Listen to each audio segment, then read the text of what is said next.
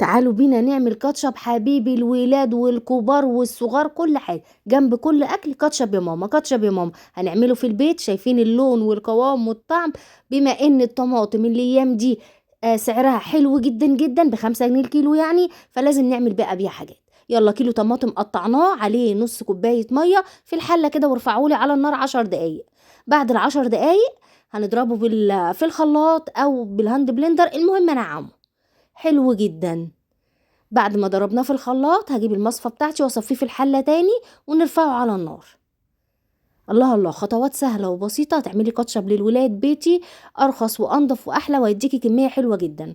هحطه بقى على النار يبتدي يغلي معايا، اكون محضره معلقه صغيره توم بودره، معلقه صغيره بصل بودره، ربع معلقه فلفل اسود، ونص معلقه ملح، اقل من النص كمان طبعا، معالق صغيره يا جماعه، نص كوبايه سكر، وربع كوبايه خل، واقلب اقلب الكلام ده كله. طبعا انا مشغله النار والخليط بيغلي معايا.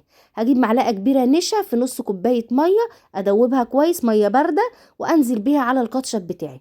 ابتدي اقلب اقلب، هلاحظ ان الخليط بتاعي ابتدى يتقل معايا، بس هيتقل حاجات بسيطه، لان يعني انا مش عايزاه يكتل، انا عايزاه صوص، فاهمين قصدي. انا زودت بقى من عندي نص معلقه بابريكا مدخنه، خليت لي الطعم في حته تانية خالص. لو عايزه تحطي بقى انت شطه حطي، لو عايزاه كاتشب سبايسي يعني حامي.